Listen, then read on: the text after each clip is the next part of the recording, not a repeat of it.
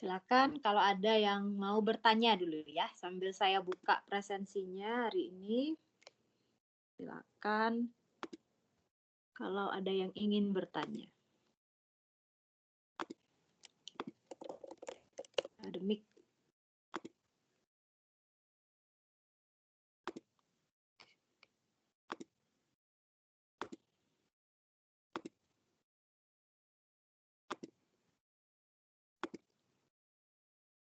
Oke, presensinya sudah saya buka ya.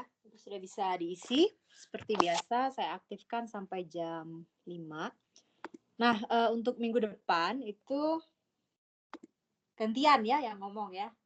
Tidak saya atau Bu Is lagi, tapi mahasiswanya lagi yang ngomong ya, kamu ya. Jadi nanti dibuat berkelompok ya, berkelompok. Kalau tidak salah ada 33 orang ya, coba saya cek sebentar untuk rekap mahasiswanya itu ada 33 gitu ya. Jadi dari 33 itu nanti kamu bagi menjadi 11 kelompok ya. Jadi 11 kelompok begitu. Jadi silakan ya bebas saja dipilih temannya siapa ya, diatur-atur sendiri. Mau menggunakan grup WA kita tuh juga boleh ya. Jadi dibagi nanti satu kelompok anggotanya 3 orang. Kemudian untuk minggu depan, setelah itu kan kuliah tinggal minggu ini, kemudian minggu depan, dan minggu depannya lagi. Jadi tinggal 5 pertemuan ya. Nah, Rabu 2 Desember itu kemungkinan akan digunakan untuk ujian ya. Jadi kalau kamu lihat jadwal kita tinggal Rabu ini, Rabu depannya lagi. Jadi ada 3 kali Rabu dan 2 kali Jumat. Nah, Rabu yang terakhir sekali, yang tanggal 2 Desember, itu akan digunakan untuk ujian akhir, mulai dari materinya Pak Reza hingga materi presentasi teman-temannya ya. Itu termasuk materi ujian juga. Ujiannya ya tentu saja daring ya, online. Nanti soalnya mungkin esai, tapi mungkin ada yang multiple choice juga, tapi nanti kita lihat lah ya. Multiple choice dan esai, tapi yang jelas ada esainya ya. Mungkin juga ada multiple choice, nanti kita lihat dulu situasinya bagaimana ya. Di Rabu 2 Desember itu kita jadwalkan untuk ujian. Kemudian minggu ini terakhir kuliah ya dari saya. Minggu depan kuliah dari kamu ya. Jadi Rabu dan Jumat itu ada 3 jam. 3 jam berarti 150 menit ya. Mau buat 11 kelompok ya, nanti kita hitung lah kira-kira mungkin satu grup itu 10 menit ya. 50 dibagi ya mungkin 10 sampai 15 menit masih oke. Nah, apa tugasnya gitu ya? Tugas kelompok itu apa? Nah, nanti mungkin dalam minggu ini ya, Jumat nanti saya usahakan, atau mungkin selambatnya minggu depan gitu ya, hari Senin gitu. Nanti kita akan share beberapa topik ya. Bu Is Sanawati akan memilihkan topik, saya pun akan memilihkan topik juga ya. Nah, jadi nanti kamu buat dulu grupnya, nanti topiknya harus dipilih. Cara yang kami berikan itu dicari artikelnya sesuai dengan topik yang diberikan, lalu nanti artikel itu yang dipresentasikan gitu. Ya, ada yang mau ditanyakan dulu? Silakan. Mudah-mudahan sudah jelas ya. Jadi setelah ini bagi kelompok bertiga begitu, siap-siap untuk mencari paper yang sesuai, tapi topiknya akan diberikan oleh saya dan Bu Sanawati ya. Jadi kami akan coba carikan dulu, mudah-mudahan minggu ini ya, kalau nggak sempat minggu ini ya paling lambat hari Senin mungkin ya. Nah kebetulan juga sekarang kan lagi mau ujiannya TPB ya, jadi banyak yang terus ke sana juga. Ya, tapi kami akan coba carikan topik ya. Ya topiknya juga yang mudah-mudah ya, maksudnya nggak terlalu susah nyari papernya ya. Misalnya topik dari saya rekayasa enzim gitu ya. Mudah kan? Kamu tinggal cari atau enzimnya saya kasih yang umum ya, rekayasa protease ya, kamu cari aja protease mana gitu yang direkayasa ya. Kemudian aplikasinya dalam paper itu untuk apa dan seterusnya. Ya, pokoknya yang sudah kita pelajari akan menjadi dasar ya bagi kamu untuk mempresentasikan kerjaannya ya. Ada aspek struktur gitu ya. Ada aspek rekayasanya, kalau ada rekayasa, dan juga ada aspek aplikasinya ya. Biasanya setiap paper itu ada aplikasinya. tujuannya, ya. Apa tujuan orang melakukan riset itu, nah, itu harus kamu sampaikan, ya. Baik, silakan. Ada yang mau bertanya lagi?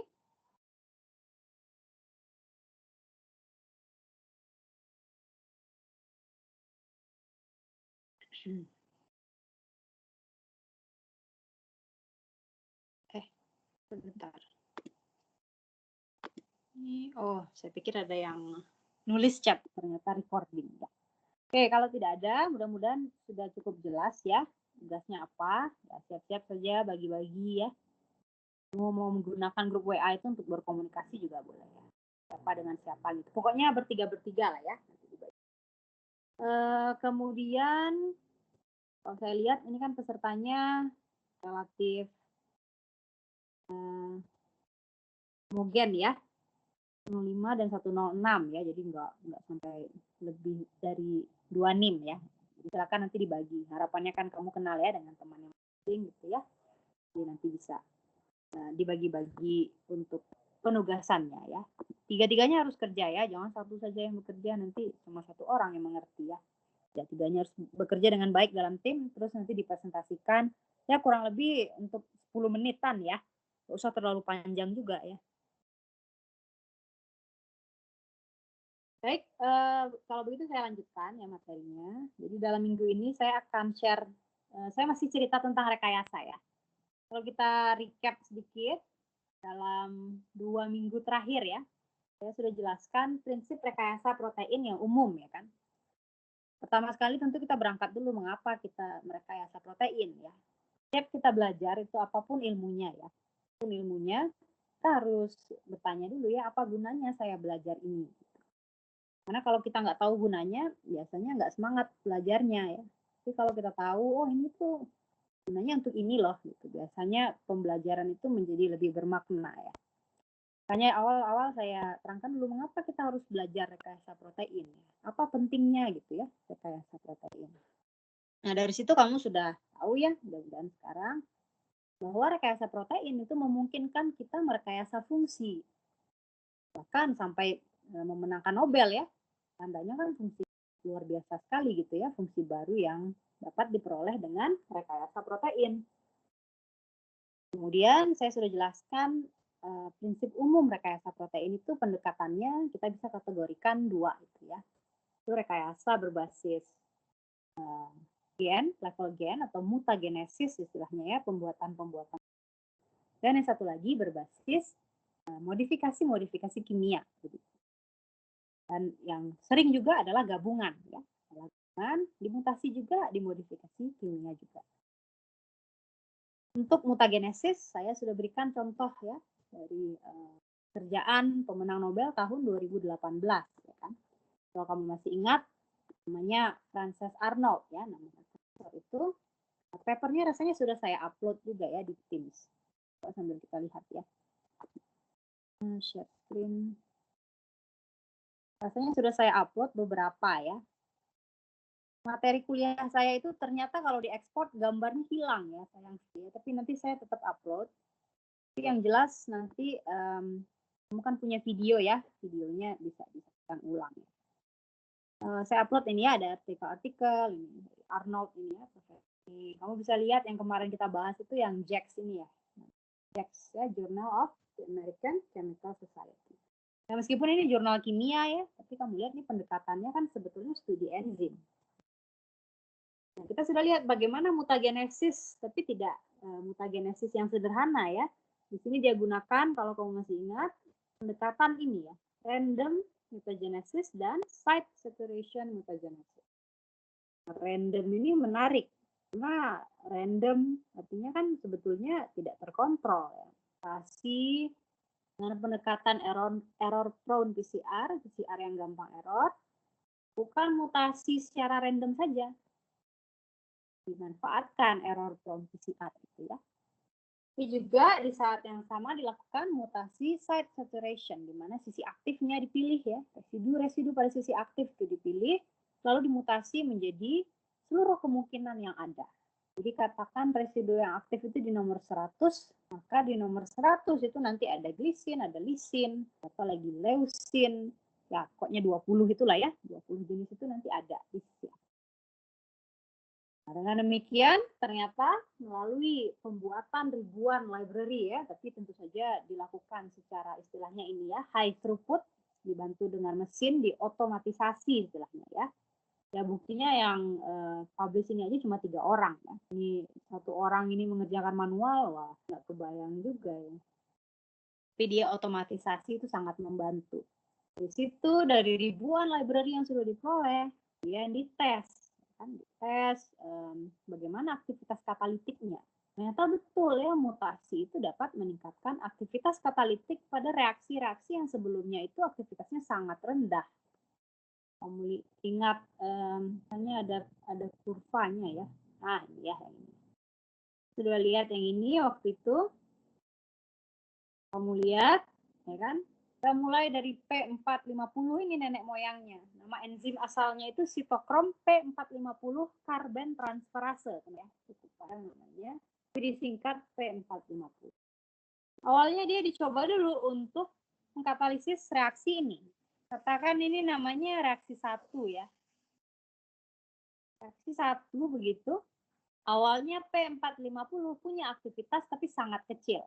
Jangan lupa bahwa syaratnya juga kalau kamu ingin melakukan pendekatan ini ya, mutagenesis secara ini namanya evolusi terarah. Directed again. Nenek moyangnya itu harus ada aktivitas. Ya. At least low activity gitu kan, kata si papernya ya. Harus ada aktivitas yang kecil ya. Ada reaksi baru itu tadi.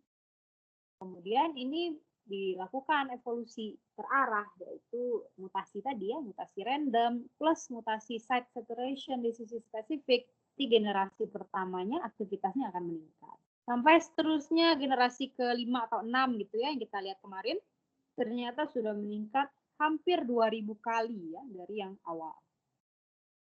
Lalu dari titik ini cari lagi, dan kelihatan yang saya tunjuk ya. Saya tuh lagi nunjuk titik P411 cis. Titik ini cari lagi reaksi apa lagi yang ingin dicobakan. Ya. Sekarang ingin dicobakan reaksi yang kedua, yang tengah ini. Yang ada gambar indol, lalu indolnya termodifikasi ada alkil, lalu ada ester ya, CH2COOH. Reaksi 2 ini ya tadinya enzim yang di alam itu nggak ada ya yang bisa mengkatalisis reaksi kedua.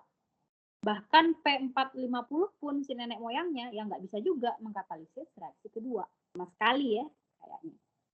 Tapi keturunannya, nih keturunan kelimanya, si P411 cis ternyata punya aktivitas yang kecil terhadap reaksi yang tengah, reaksi kedua.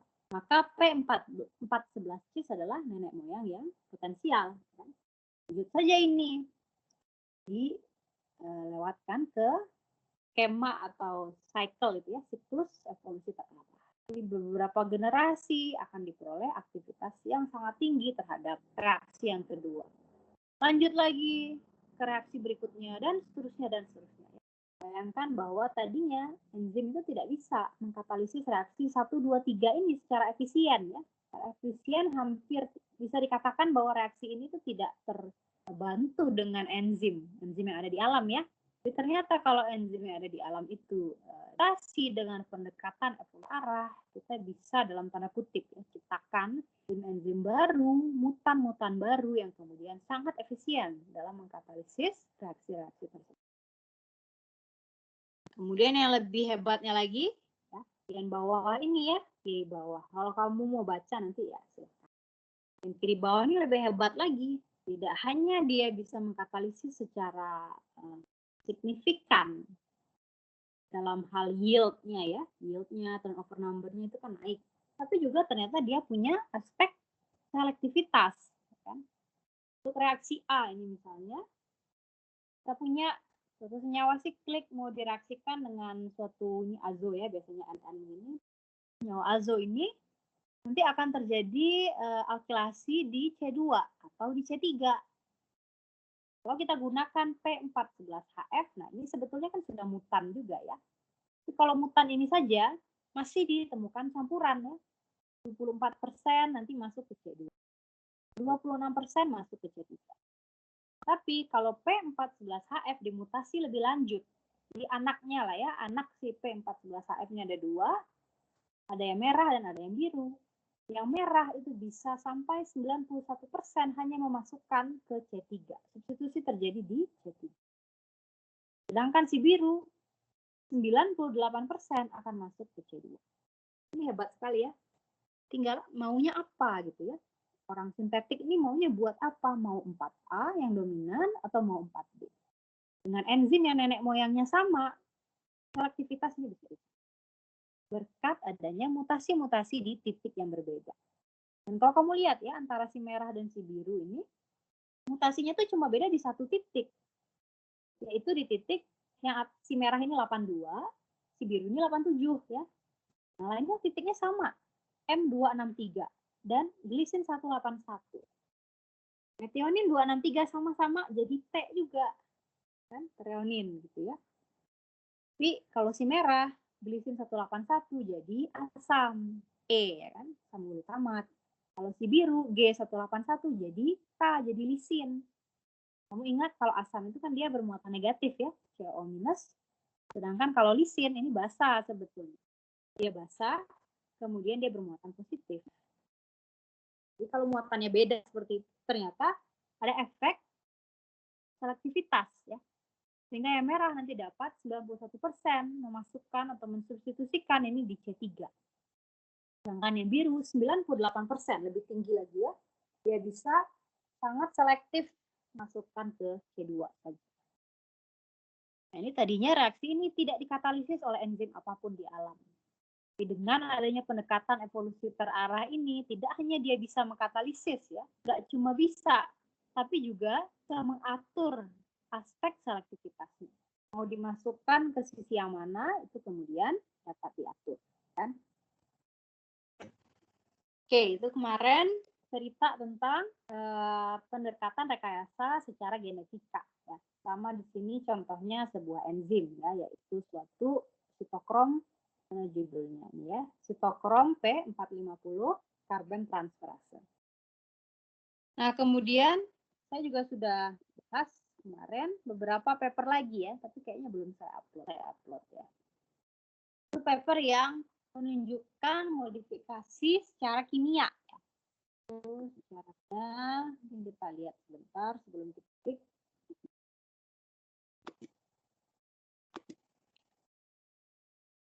Nah, kemarin ya.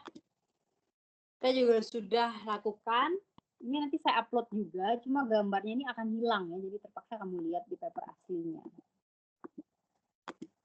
Atau nonton lagi videonya juga boleh ya. Nah, kemudian saya sudah terangkan juga pendekatan dengan kimia ya.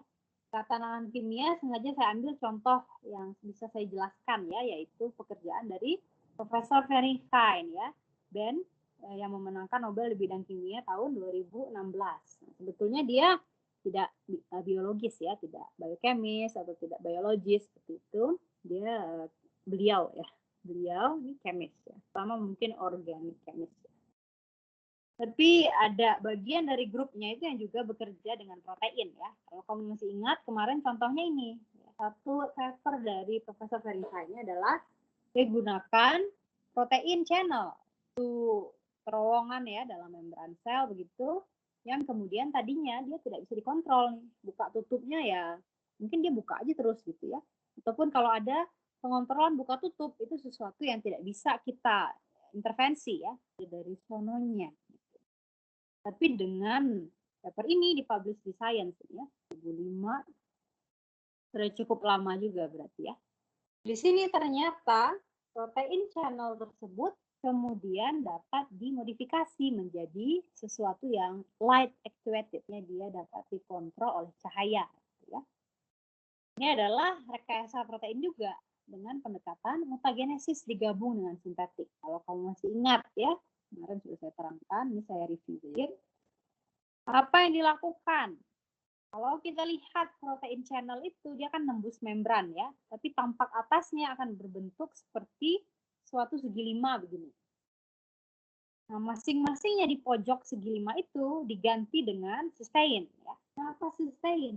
Karena cysteine itu mengandung SH atau gugus thiol atau gugus sulfidril. Kan? Kimia namanya gugus thiol atau gugus sulfidril. Gugus tiol adalah salah satu situs reaktif pada protein, sehingga dia bisa direaksikan dengan sesuatu yang namanya linker, ya kan? Linker yang reaktif terhadap gugus tiol. Misalnya kalau linker ini R-nya diganti dengan I ya, yaitu namanya adalah iodoasetat. Iodoasetat nanti akan bereaksi ya, sehingga membentuk ikatan kovalen nanti di daerah merah ini, sehingga kalau linkernya dihubungkan dengan suatu senyawa namanya spiropiran, di mana spiropiran ini adalah suatu photoswitch namanya ya, suatu molekul yang bisa membuka dan menutup kalau disinari cahaya, dan ini dapat berlangsung secara bolak-balik ya. Nanti si spiropiran ini karena dia nyangkut ke linker ya kan, sekarang linkernya nyangkut ke tiol, ya dia akan nyangkut juga di setiap pojok dari segi 5 protein. Kalau diibaratkan ini tampak atas dari protein channel itu ya, nah, ini kan kurang lebih seperti pintu terowongannya. Ya. Saya ibaratkan itu ya, seperti pintu terowongan begitu. Sehingga nanti si spiropiran ini kalau dia membuka menutup, ini akan mempengaruhi aksesibilitas dari pintu channel ini. Yang kita bahas kemarin, bahwa ternyata kalau misalnya dia dalam konformasi spiropiran ya, dalam spiropiran bentuknya, nanti pintunya akan tertutup karena ini dia hidrofob sifatnya ya, dan nanti akan berinteraksi juga di atas ini saling menutup. Tapi kalau ini kita sinari cahaya, lalu dia membuka dan terjadi pemisahan muatan di sini, masuklah air gitu ya, masuklah ion-ion, pintunya akan membuka. Sehingga protein channel yang tadinya tidak bisa kita intervensi apa-apa ini, sekarang kita bisa buka tutup dengan cahaya. Kan? Salah satu artikel yang sangat pionir juga ya dalam bidang mengontrol protein dengan cahaya. Sudah cukup lama juga, 2005 ya.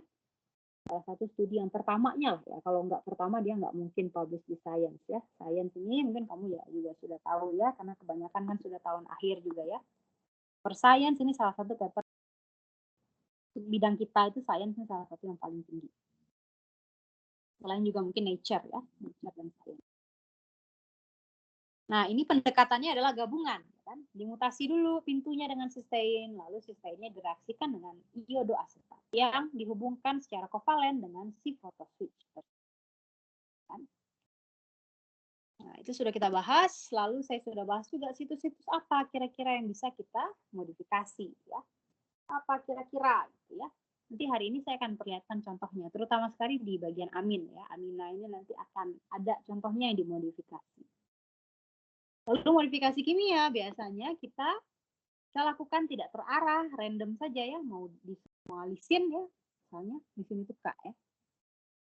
Atau terarah, di mana kita perkenalkan seperti channel tadi, ada cysteine di daerah tertentu. Misalnya di sisi aktif ya, atau di pintu channel, atau di bawah gitu ya, yang diinginkan.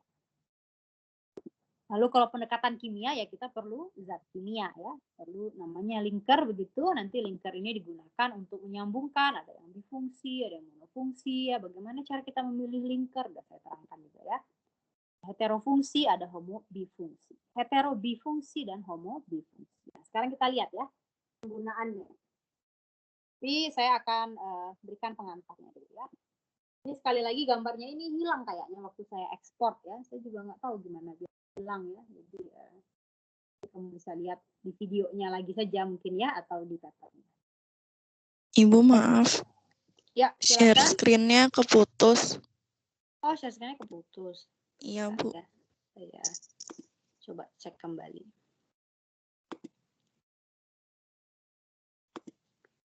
Oh iya, betul. Mungkin waktu saya ganti tadi.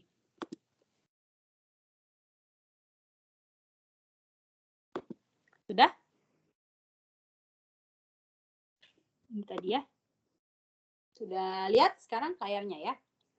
Nah, ini kemarin sudah kita bahas. Sudah ya? Oke. Kalau keputus lagi ingetin aja ya, supaya nanti saya share lagi. Nah, ini kemarin kita sudah bahas pendekatannya, baik secara kimia gitu ya, maupun secara genetik. Nah, kimia ini nanti akan ada beberapa contoh lagi yang saya berikan ya. Beberapa situs reaktif seperti itu, ada amin, ada karboksilat, ada tiol, ada aldehid atau keton misalnya ya. Kemudian ada apa lagi? Ada misalnya yang tidak terarah begini ya. Jadi nanti di semua K itu lisinnya nanti bisa nempel di mana saja.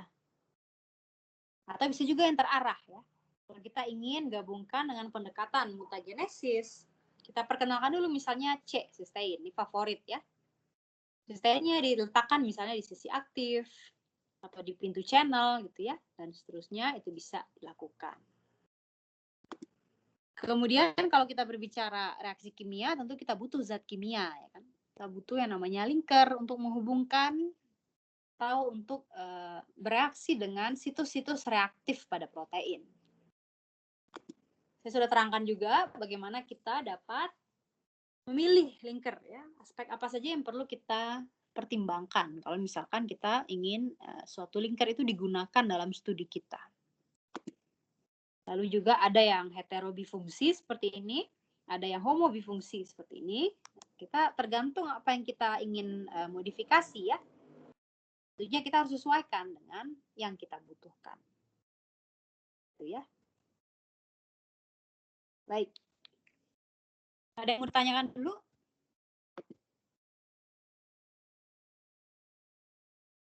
Silahkan kalau ada yang mau ditanyakan dulu.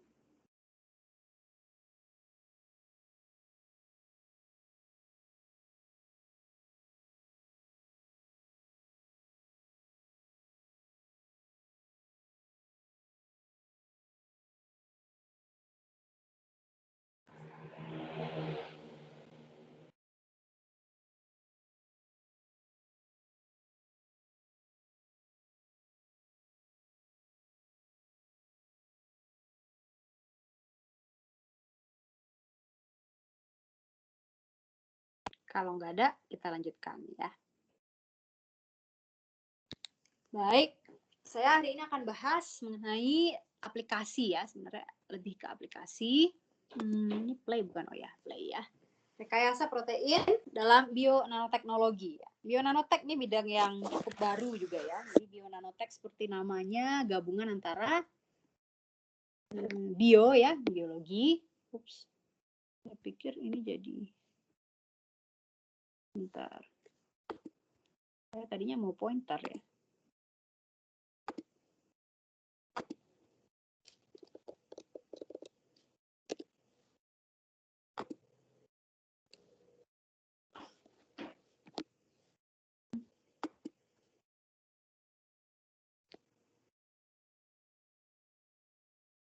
Oke, kita ulang lagi ya.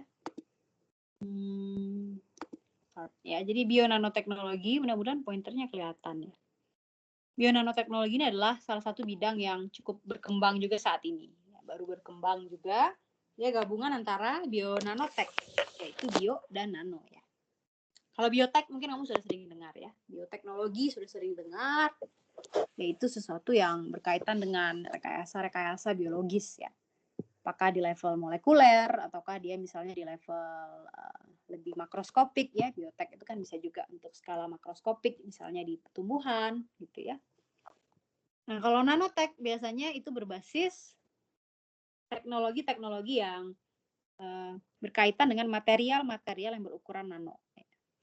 Nah, nanonya itu biasanya sekitar belasan sampai mungkin kurang lebih 100 nanometer. Biasanya yang kita sebut partikel berdimensi nanometer itu dari 1 sampai 100 nanometer. Tapi kalau untuk platform yang kita gunakan itu biasanya dari belasan sampai 100 nanometer. Jadi 100 nanometer itu seperti apa gitu ya. Jadi kamu juga sudah bisa membayangkan. Kalau misalnya kita punya ukuran yang paling bisa kita lihat itu misalnya semut ya. Di semut itu 5 mm ukurannya. Kalau kita lihat lagi sampai ke rambut ya misalnya. Ini sudah mikro ya kan. Yaitu sekitar 10 sampai 50 mikrometer. Wide lebarnya ya. Lebar dari rambut kamu itu adalah 10 sampai 50 mikrometer. Nah, ini kita masih bisa lihat ya. Meskipun kalau lebar rambut ya, kalau kamu coba sekarang cabut gitu ya rambutnya satu. Kamu lihat tebalnya juga ya bisa kelihatan sih gitu ya. Cuma tentu tidak seperti di mikroskop ini ya. Kelihatannya mungkin kayak garis aja gitu ya rambutnya. Padahal dia punya ketebalan sebetulnya kan, yaitu sekitar 10 sampai 50 mikrometer. Lalu lebih kecil lagi adalah misalnya sel ya. Sel darah merah misalnya ini sekitar 2 sampai 5 mikro. Begitu juga untuk misalnya E. coli gitu ya. E. coli itu juga sekitar mikro. Sekian mikro gitu ya. Kayak darah merah ini 2 sampai 5 mikro. Yang lebih kecil lagi baru nanti makromolekul. Nah, meskipun dia ukurannya sebetulnya kecil, tapi makromolekul tetap namanya ya. Bukan berarti dia dapat kita lihat, tapi makromolekul itu cuma ya dia lebih besar daripada molekul-molekul biasa. Tapi sejatinya ukurannya dalam skala nanometer. Protein DNA itu skalanya sekitar segini ya. Dari 1 sampai puluhan nanometer. Nah, kemudian yang lebih kecil lagi adalah ya senyawa kimia ya. Kalau senyawa kimia biasanya ukurannya sudah angstrom. Misalnya air gitu ya, itu palingan ya berapa angstrom. Kalau kamu tahu karbon nanotube, ini juga ukurannya sekitar 2 nanometer diameternya. Makanya sering juga digunakan ini untuk nanoteknologi. Jadi pastinya kamu juga sudah bisa membayangkan ya bagaimana kecilnya gitu ya partikel yang berdimensi nano. Tapi yang pernah kamu bayangkan, apakah atau alasannya apa gitu ya? Apakah alasannya sehingga ada nanoteknologi gitu? Kok nggak ada mikroteknologi gitu ya? Atau kalau ada mungkin tidak terlalu populer ya? Atau militeknologi atau angstrom teknologi gitu ya? Apa yang muncul ke permukaan itu nanoteknologi? Pasti ada yang spesial kan tentang ukuran nanometer ini. Kalau kita lihat jenis-jenis nanopartikel gitu ya, nah dia memiliki beberapa kelebihan. Saat ukurannya kecil begitu, luas permukaannya menjadi lebih besar. Kalau ukurannya kecil kan partikelnya itu jadi banyak ya. Jadi partikel yang siap mungkin untuk katalis gitu ya, siap mengkatalisis itu jadi besar permukaannya. Karena partikelnya misalnya tadi kalau dia besar dia cuma 1 partikel, tapi kalau nanopartikel dia jadi misalnya 100.000 partikel.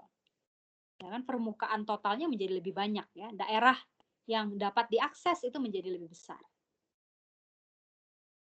Kemudian dia memiliki kemudahan bergerak dan sifat fisik yang unik, yang biasanya digunakan untuk orang anorganik biasanya ya, atau kimia fisik digunakan untuk aplikasi-aplikasi di bidang optik, atau misalnya semikonduktor ya, hal-hal seperti itulah. Nah, kalau untuk biologis biasanya nanotek ini digunakan untuk drug delivery biasanya ya. Karena ukuran nano begitu, dia dapat diserap dengan cukup baik oleh tubuh dan dia dapat bertahan cukup lama pada sirkulasi tubuh kita. Kalau dia besar, biasanya akan dikenal langsung oleh sistem imun, dianggap sebagai zat asing lalu dibuang.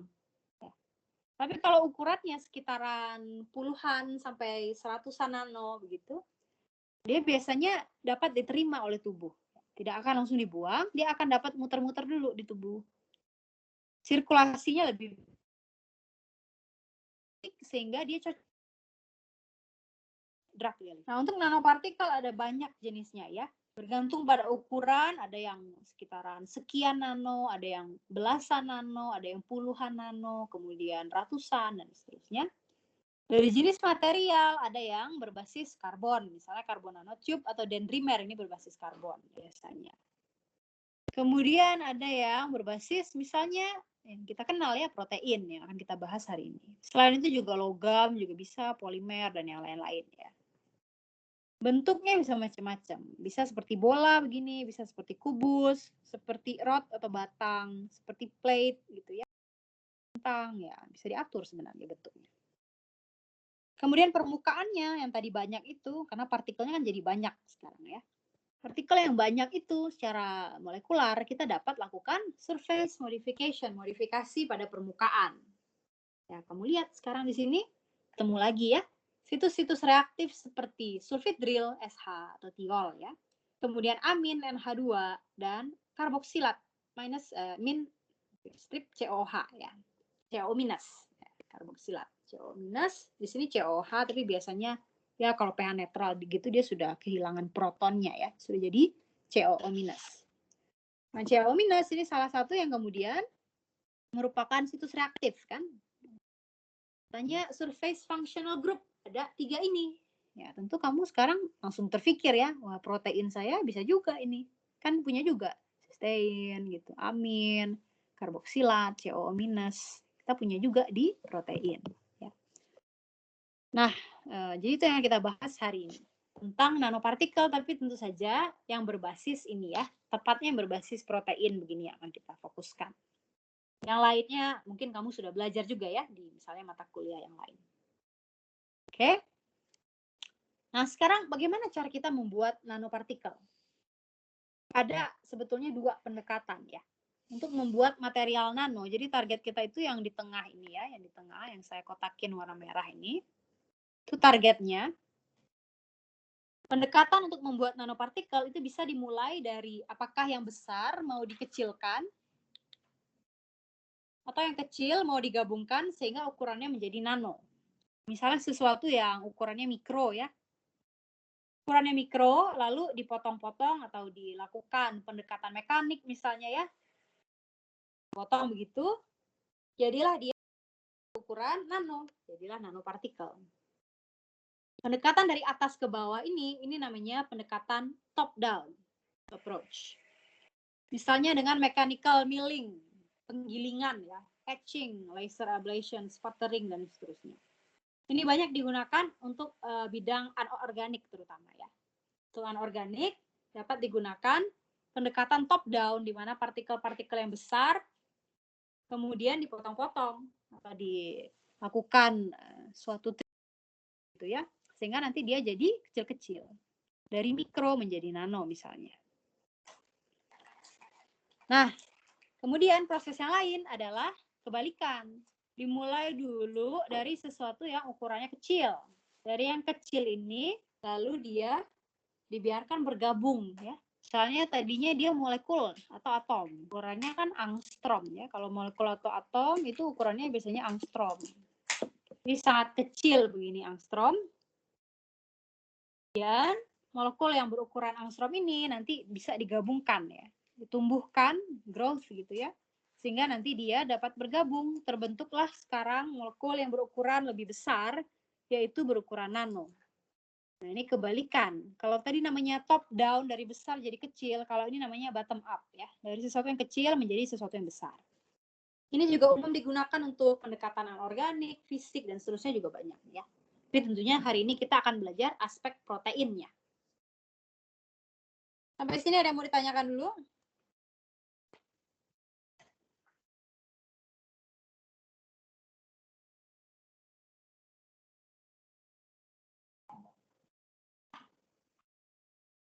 Jelas? Mungkin sudah pernah dapat kelas nano juga ya. Top down, bottom up gitu ya. Sekarang kita lihat di protein dia jadi bagaimana. Nah, protein ini juga sebetulnya nanopartikel ya. Ada protein yang sangat banyak jumlahnya di dalam tubuh kita. Salah satu yang paling prominent ya, paling penting dalam tubuh kita tuh namanya albumin. Mungkin kamu tahu albumin tuh di telur ya. Mungkin pernah praktikum dulu ya, misalnya yang kimia itu di SFB misalnya, mata kuliahnya ya. Kalau biologi mungkin kamu dulu dapat di biokimia umum ya. Ada praktikum biokimia pakai protein namanya albumin. Makanya kamu kenal mungkin albumin itu ada di telur. Tapi di tubuh kita juga ada ya. Di tubuh kita albumin juga protein yang sangat-sangat penting. Tugasnya adalah mengangkut berbagai zat. Seperti obat, seperti asam lemak ya. Seperti toksin juga mereka angkut juga. Nah, albumin itu ukurannya 60 kilodalton ya. 60 kilodalton. Ini ukuran dari daltonnya ya, beratnya. Tapi kalau dimensinya itu adalah kurang lebih ya setara dengan 8 nanometer. Ya. Jadi sebetulnya protein itu nanopartikel, nano. Tapi selama ini kita kurang fokus ya mengenai kenanoannya itu ya kan. Mudah-mudahan ngerti maksud saya ya. Kita tuh tidak fokus ke aspek bahwa dia tuh nano loh. Tapi kita fokusnya misalnya dia punya situs-situs reaktif ya, kemudian dia punya aktivitas katalitik, dia punya apa lagi aktivitas transport. Pokoknya biasanya pengkajian kita itu fokusnya aktivitas. Aktivitas mau dimutasi biar nanti aktivitasnya begini gitu ya. Dimodifikasi biar aktivitasnya begitu dan seterusnya. Tapi pada dasarnya protein itu adalah suatu nanopartikel. Meskipun ya kalau ini sangat kecil ya, biasanya nanopartikel yang kemudian akan meaningful gitu ya, akan berarti sebagai suatu platform itu dia kalau ukurannya lebih besar. Biasanya belasan sampai puluhan nano. Kalau 8 nano ini mungkin terlalu kecil ya. Nah, inilah kemudian yang menjadi aspek kajian bionanotek gitu ya. Bagaimana kita manfaatkan molekul-molekul atau biomolekul ya, biomolekul. Tapi yang dikedepankan itu aspek bahwa dimensinya itu nano. Ya. Apa yang dia bisa lakukan sebagai suatu nano platform. Karena sesuatu yang nano itu sifatnya menjadi menarik. Seperti yang saya katakan tadi ya, bisa untuk drug delivery, bisa untuk katalisis, dan berbagai macam lagi. Ada sifat-sifat yang tidak ada di istilahnya sistem bulk ya, BULK. Itu nggak ada tadinya, tapi saat dia jadi nano, sifatnya itu akan berubah. Itu yang ingin dimanfaatkan dalam bidang bionanoteknologi ini.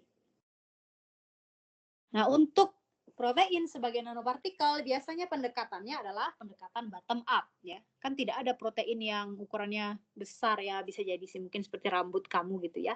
Tapi biasanya pendekatannya bukan yang besar dipotong-potong jadi kecil ya. Kalau untuk bio gitu ya, untuk bio nanotek biasanya pendekatannya itu bottom up. Dari kecil gabung jadi besar. Dari sesuatu yang ukurannya mungkin sekitaran ratus angstrom ya, atau kalau nano pun kecil ya 2 nano, 3 nano begitu. Nanti dia akan menggabung bersama-sama menjadi suatu kesatuan yang lebih besar. Ini namanya adalah self assembly ya. Nah, ini saya agak susah mentranslate-nya ya. Penyusunan diri sendiri gitu ya mungkin. Ya, untuk sementara kita gunakan aja dulu istilah Inggris ini ya. Tentunya bagus kita gunakan istilah Indonesia, tapi kalau bikin bingung juga mungkin akan susah ya. Kayak gini juga, pendekatan bottom up. Ini juga saya masih gunakan bahasa Inggris ya. Pendekatan bawah ke atas. Bingung juga ya, maksudnya nanti gimana gitu, kamu bingung juga. Ini namanya self-assembly. Kemampuan biomolekul untuk menyusun dirinya menjadi kesatuan yang lebih besar. Dari sekian nano, satu unit ya, satu digit nano, nanti bisa jadi puluhan nanometer. Sehingga nanti tepat untuk digunakan bagi aplikasi nanoteknologi, misalnya drug delivery gitu ya, analisis, dan seterusnya. Nah, hari ini saya akan bahas, atau hari ini dan hari Jumat mungkin ya, saya akan bahas 2 contoh, yaitu partikel mirip virus-like particles, dan cangkang protein dari bakteri. Tapi sekali lagi pendekatannya adalah untuk aplikasi-aplikasi nanoteknologi. Jadi biomolekul untuk aplikasi nanoteknologi. Itu yang namanya bionanotek ya. Atau nanobiotek ya, ini istilahnya ya kurang lebih mirip-mirip ya, meskipun mungkin ada bedanya, tapi ya kurang lebih mirip-mirip. Nah, kalau saya tanya gitu ya, kalau kamu kan sudah angkatan terakhir kuliahnya kan, tentunya sudah tahu ya apa itu virus. Bahkan zaman sekarang juga orang yang tidak di bidang biokimia atau biologi pun tahu ya apa itu virus. Pasti ingatnya kan COVID ya kan. Terbuat dari apa? Bisa jadi orang yang tidak belajar biokimia atau biologi udah tahu juga ya. Oh iya, bentuknya kan bulat kan COVID itu gitu. Terus di luarnya tuh ada duri-duri. Kan itu sering keluar juga ya di TV lah, di mana di YouTube, di majalah gitu. Jadi tentunya sekarang topik ini agak kontroversial juga ya. Karena virus itu sekarang sangat buruk reputasinya gitu ya. Nah, dalam studi ini saya akan jelaskan bahwa sebenarnya kita bisa ambil manfaat juga dari situ. Ada yang bisa kita manfaatkan ya. Nah, virus-like particles atau partikel mirip virus. Kalau bahasa Inggrisnya ini ya, virus-like particles. Saya coba terjemahkan jadi partikel mirip virus. Tapi mungkin ke depannya saya tetap gunakan istilah VLP ini ya, karena ini istilah umumnya. Kayak DNA gitulah ya. DNA itu kan sebenarnya deoksiribonucleic acid ya kan, deoksiribonucleic acid. Tapi kita harusnya terjemahkan kan jadi asam deoksiribonukleat. Ini apa? ADN ya kan. Tapi kan kamu tetap nyebutnya DNA kan, tidak ada yang modifikasi ADN gitu. Nanti nggak ada yang ngerti juga kalau kamu bilang modifikasi ADN ya. Jadi ada beberapa istilah yang mungkin kita terpaksa pertahankan gitu ya. Jadi saya akan gunakan istilahnya tetap VLP begini. Nah, VLP itu salah satu bentuknya, dia bulat begini ya. Nah, ini yang saya kerjakan waktu saya dulu sekolah di Belanda ya, waktu itu S3. Lalu partikelnya bulat seperti ini. Kalau COVID itu ada ada duri-durinya ya, ada spike. Kalau ini nggak ada ya. Yang saya kerjakan itu virus tanaman. Nanti saya ceritakan juga sedikit.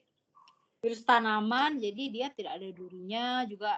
Kalau dia masuk ke tubuh kita gitu ya, di tubuh saya mungkin ada juga ini dia. Karena saya kan lama juga bekerja dengan ini. Tapi kalau virus tanaman ya tidak bisa dia menginfeksi kita ya. Dia tidak mengenali reseptor-reseptor yang ada di manusia. Sehingga waktu saya kerja itu juga labnya istilahnya BSL 1 ya, biosafety levelnya 1 saja. Tidak harus 2, 3 dan seterusnya ya. 1 saja cukup karena dia virus tanaman. Nah, bentuknya seperti bola begini ya, seperti bola, tapi karena di sini kita belajarnya protein ya, maka kamu jangan lihat ini sebagai bola ya. Kamu lihat ini sebagai suatu self-assembled protein. Saya tulis dulu ya.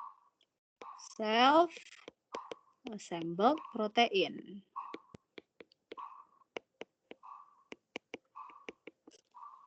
Jadi sebetulnya bagian-bagian luarnya ini namanya kapsid ya. Kamu mungkin sudah tahu juga namanya kapsid. Itu protein. Nah, si proteinnya ini tersusun dari sebetulnya satu jenis protein yang sama. Namakan dia subunit. Si bola ini tersusun dari ada yang 180 ya, 180 mer gitu. Ada yang 60 mer dan seterusnya.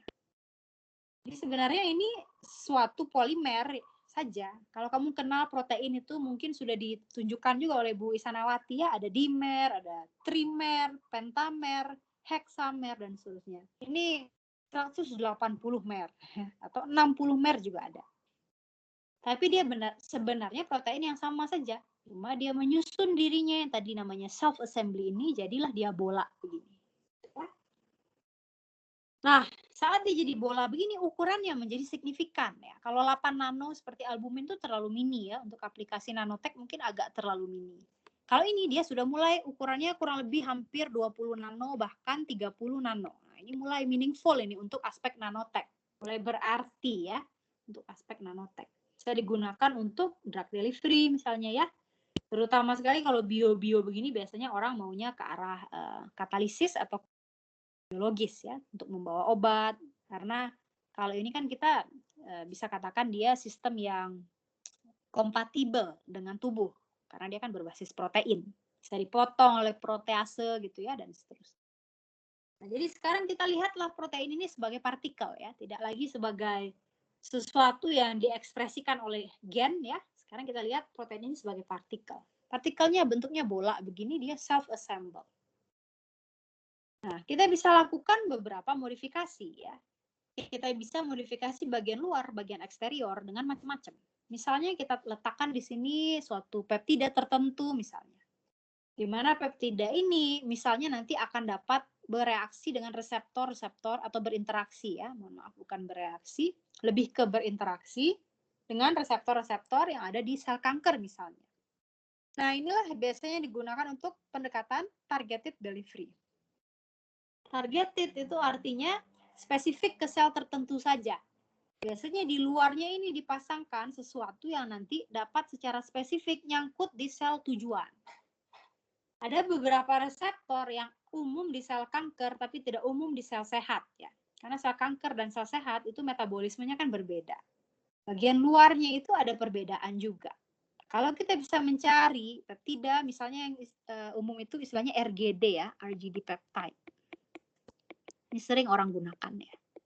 Jadi peptide, ini nanti dia akan memudahkan untuk partikel ini berinteraksi dengan lebih kuat dan lebih spesifik bagi sel kanker.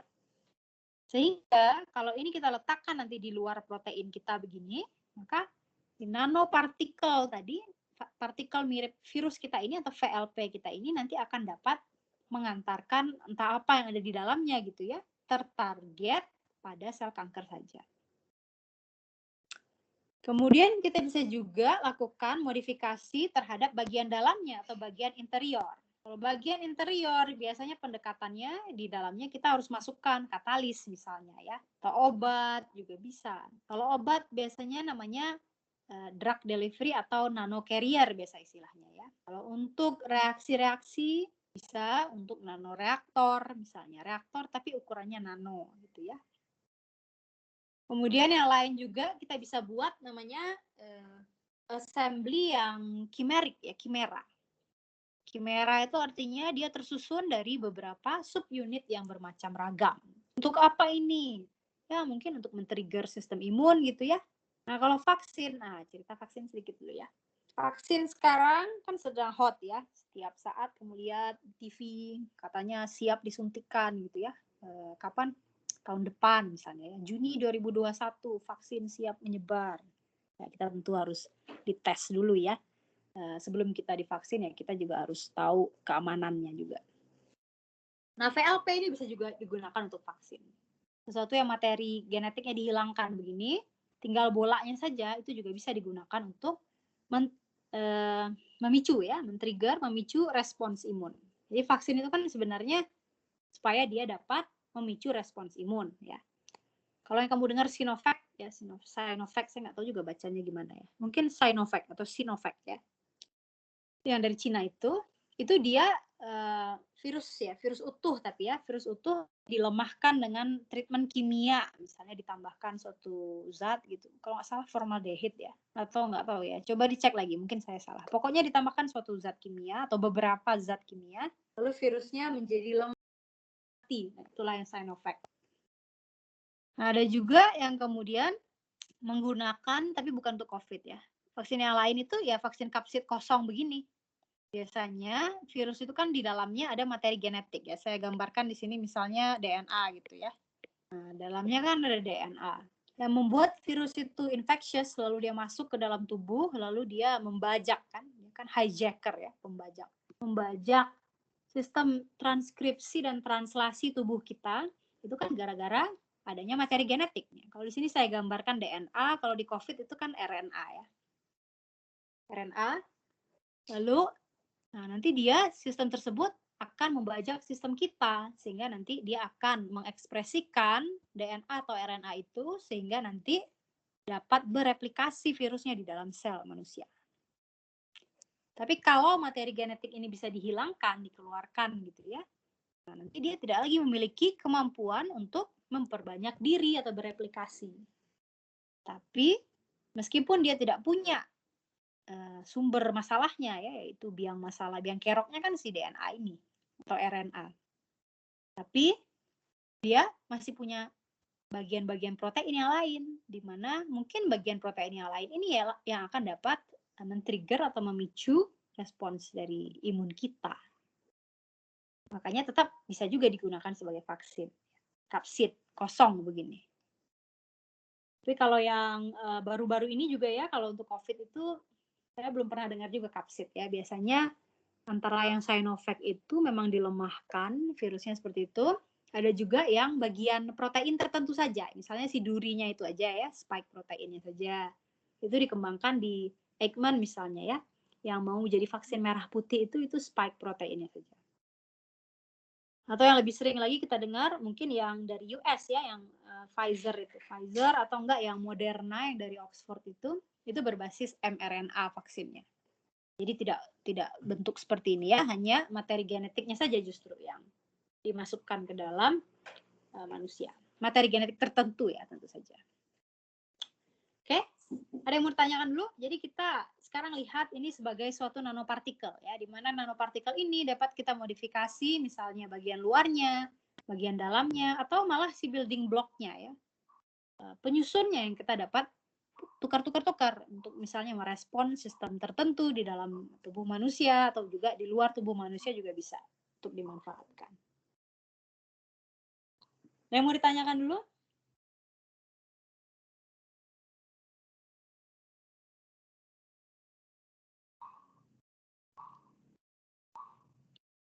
Silakan kalau ada yang mau bertanya dulu mengenai VLP ya, virus-like particles.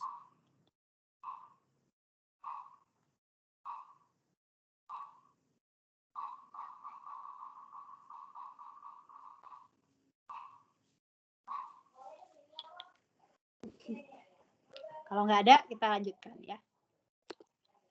Baik, ini waktu itu salah satu proyek yang saya kerjakan waktu saya S3 ya. Jadi sebenarnya ini saya presentasi waktu itu tentang riset saya.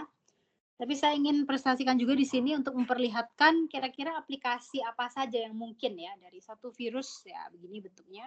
Tadi saya bilang 60 mer ya kan, 60 atau 180 mer ya, 180 mer. Sebetulnya dia tersusun dari beberapa pentamer. Kalau kamu bisa lihat, ini saya gambar di sini pentamer ya, ada satu segi 5 begitu, yang warna hijau-hijau ini ya. Hijau itu pentamer, ini juga pentamer gitu ya. Yang merah ini juga pentamer, merah ini juga pentamer. Bukan, salah maaf. Yang merah ini heksamer. Nah, gitu ya.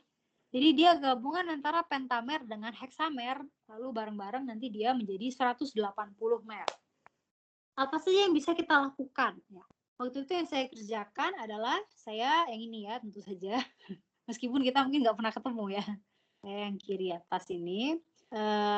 Saya lakukan enkapsulasi enzim ya, dan juga yang saya ceritakan kemarin ya, photo switch itu. Protein-protein yang kemudian dikontrol agar dia merespons terhadap cahaya. Tapi di luar itu banyak sekali aplikasi yang lain ya. Di sini orang-orang yang ada di sini tuh waktu itu sesama antara mahasiswa S3 atau postdoc ya dengan saya waktu itu. Dan mereka keahliannya tidak hanya bio ya, kalau saya kan biokimia bidangnya. Yang bawah ini 2 orang ini yang di bawah, mereka biokemis ya, kurang lebih molekular biologis lah ya. Apa yang mereka lakukan, mereka enkapsulasi obat nih, dalamnya diisi obat atau enggak diisi enzim, tapi dilakukan secara in vivo. Jadi macam-macam yang bisa dilakukan ya. Tapi kalau kita lihat aplikasi di luar aplikasi biologis, ada juga misalnya yang dienkapsulasi itu polimer, bisa juga ya. Polimer kan sudah kenal. Polimer di sini maksud saya polimer non bio ya, misalnya kayak apa ya, polisulfonat gitu ya. Nah, itu kita bisa juga buat polimer itu di dalam cangkang protein ini. Tujuannya apa? Kalau dia ada cangkang, nanti polimer itu nggak akan terlalu panjang ya. Yang akan terbentuk malah polimer yang memiliki banyak percabangan. Karena dia kan mentok ya. Bayangkan ini bola, kamu lakukan polimerisasi di dalam bola. Bisa terlalu panjang karena dia mentok dengan dinding bolanya. Tapi yang ada nanti dia akan membentuk banyak cabang. Itu juga bisa dicapai dengan enkapsulasi dalam virus. Ini sekali lagi virus loh ya. Tapi virusnya dikeluarkan materi genetiknya. Lalu digunakan cangkangnya itu untuk macam-macam, untuk aplikasi biologis, untuk sintesis polimer bercabang, atau juga untuk enkapsulasi misalnya material-material yang bersifat anorganik ya, seperti silika atau AU emas ya, AU noble metal seperti AU, platina, gadolinium dan seterusnya. Macam-macam yang bisa dilakukan. Jadi berangkat dari satu makhluk yaitu virus. Kalau kita bisa keluarkan materi genetiknya, lalu nanti materi genetiknya itu kita bisa ganti dengan sesuatu yang fungsional. Apakah itu untuk aplikasi biologis, seperti enzim, dan juga obat-obat seperti ini, atau ke arah aplikasi yang non-biologis ya. Makanya namanya nanotek kan. Nanotek ini tidak hanya aplikasi bio ya. Meskipun kalau bio nanotek itu aplikasinya ke arah biologis sebetulnya. Tapi kita bisa juga itu manfaatkan untuk aplikasi-aplikasi yang lain. Jadi sangat luas sebetulnya ya. Tergantung mau di tackle, mau diarahkan ya ke bidang yang mana. Sekarang saya ceritakan yang saya kerjakan ya. Jadi kita gunakan seperti saya sampaikan tadi suatu virus dari tanaman, namanya adalah CCMV ya, Cowpea chlorotic mottle virus. Kalau yang kita kenal sekarang kan SARS-CoV ya, SARS-CoV-2 ya, SARS-CoV-2 coronavirus ya. Kalau ini dia Cowpea chlorotic mottle virus CCMV. Diambil dari tanaman, jadi tanamannya ditumbuhkan lalu diinfeksikan oleh virus ini, biarin tumbuh lagi, habis itu diambil tanamannya, lalu di blender begitu ya, blender kayak buat jus gitu, jus daun seperti itu, daunnya di blender, kemudian nanti dilakukan pengendapan dengan namanya suatu polimer ya, PEG. Lalu polimer tersebut dipisahkan, proteinnya kemudian dipisahkan dengan berbagai kolom ya, kolom kromatografi untuk memurnikan protein, nanti dapatlah virusnya. Nah, setelah virusnya dapat, ini yang bagian tengah ini ya, yang kotak merah ini adalah virus dengan ukuran yang normal. Jadi dia biasanya aktifnya di pH 5 dan di kadar garam yang relatif rendah, yaitu 0,1 molar NaCl. Nah, ukurannya adalah 28 nanometer partikel ini. Ini dia punya 180 monomer ya, seperti yang saya jelaskan tadi, gabungan antara pentamer dengan heksamer. Bersama-sama membentuk suatu partikel dengan 180 mer. Ukurannya 28 nanometer. Kalau pH-nya dinaikkan dari pH asalnya yaitu 5 menjadi 7,5, yang akan kita temui adalah partikelnya menjadi swollen istilahnya, mengembang begitu. 10% akan terjadi peningkatan ukuran 10%. Lalu pori-porinya akan dalam tanda kutip terbuka gitu ya. Jadi kurang lebih dari berapa angstrom menjadi 2 nanometer, ini cukup besar ya. Nah, yang lebih menarik adalah ini kalau kita letakkan ke pH 7,5 kan dia mengembang. Tapi garamnya kita naikkan juga dari 0,1 molar NaCl kita naikkan menjadi 1 molar NaCl. Ternyata ini akan dapat mempengaruhi interaksi antara subunit-subunit pembentuk 180 mer ini. Sehingga nanti dia akan pecah, terdisosiasi ya. Atau istilahnya kalau di paper itu adalah disassembly. Strip assembly. Terdisassembly menjadi bentuk dimernya, dan tadinya di dalamnya ini dia melindungi sebuah RNA ya. Seuntai RNA. RNA ini yang nanti dapat, kalau dia masuk ke sel tanaman, RNA ini yang bergabung dengan gennya tanaman gitu ya, sehingga nanti dia dapat membuat virus ini bereplikasi dalam tanaman. Nah, RNA ini kemudian kita dapat hilangkan. Caranya gimana? Ya, kita lakukan aja presipitasi, tambahkan Ca2+ dalam CaCl2 misalnya. Tambahkan jumlahnya banyak gitu ya. Nanti RNA ini akan kita hasilkan sebagai endapan putih. Kalau sesuatu mengendap sangat mudah untuk dipisahkan, ya kan? Tinggal namanya disentrifugasi. Muter ya, dalam suatu mesin kayak mesin cuci begitu, muter. Nanti yang berat dia akan turun. Endapan putih nanti akan turun. Jadi seluruh RNA nanti akan terpresipitasi oleh ion Ca2+ karena dia membentuk garam yang sukar larut di dalam air. Lalu endapannya kita sentrifugasi aja sekitar semalaman misalnya ya. Nah, besoknya cairannya kita ambil atau supernatan istilahnya, endapannya tinggal dibuang. Gitu ya. Nah, nanti cairannya atau supernatannya itu akan mengandung yang namanya dimer dari virus ini tadi. Tapi sekarang RNA-nya sudah nggak ada. Kalau misalnya dimer yang di pH 7,5 1 molar NaCl ini tadi kita kembalikan ke pH yang dia suka, yaitu pH 5, dan NaCl-nya, meskipun NaCl-nya tetap 1 molar gitu ya, dia akan mengalami yang namanya reassembly. Reassembly gitu ya. Reassembly artinya dia bergabung kembali membentuk virus kapsid. Tapi sekarang nggak ada lagi materi genetik yang berbahaya. Dalam tanda kutip ya. Untuk tanaman. Untuk kita sih nggak apa-apa insya Allah ya.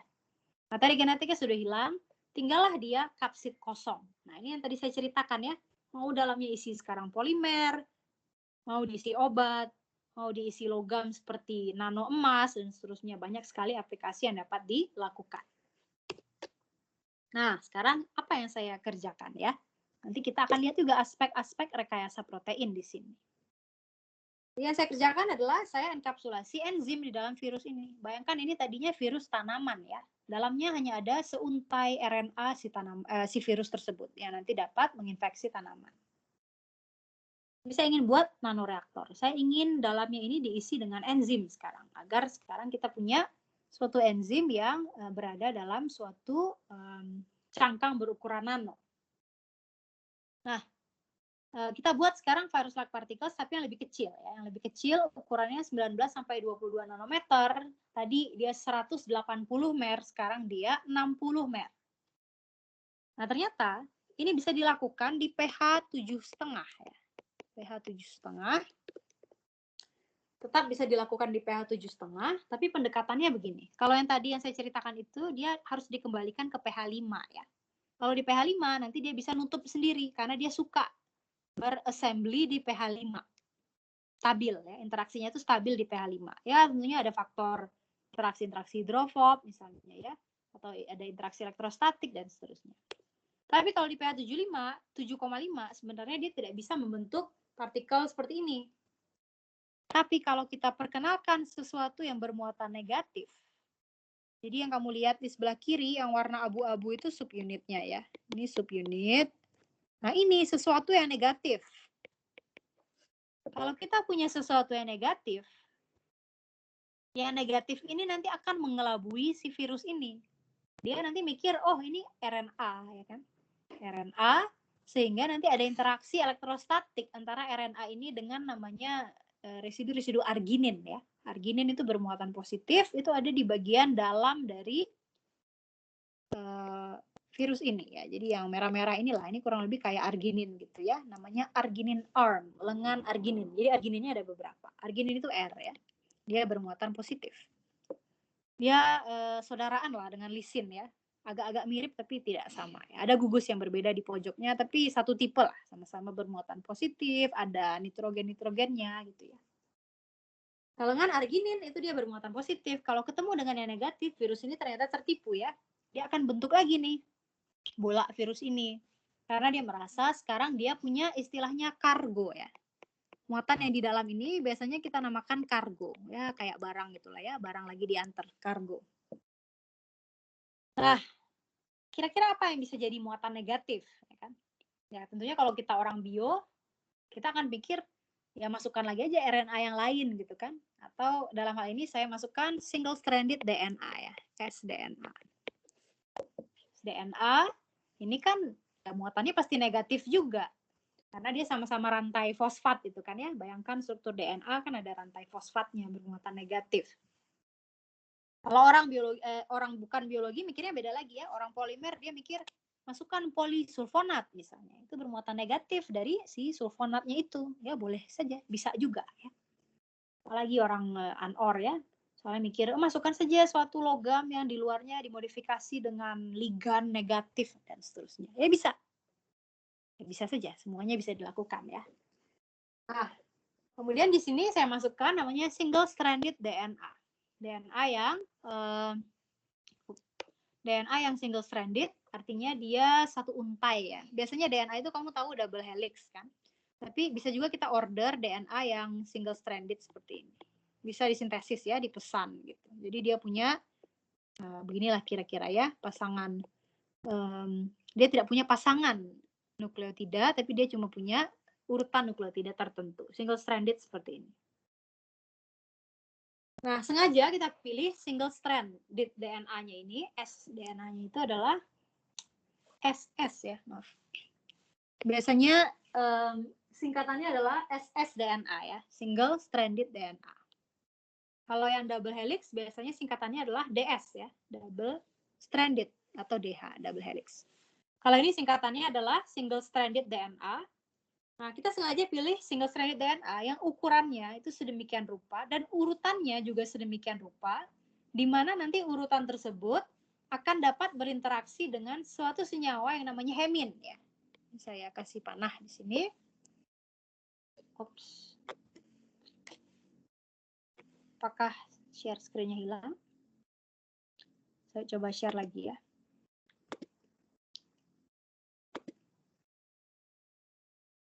Jadi sengaja dipilih di situ sesuatu yang ya, sepertinya sudah share ya.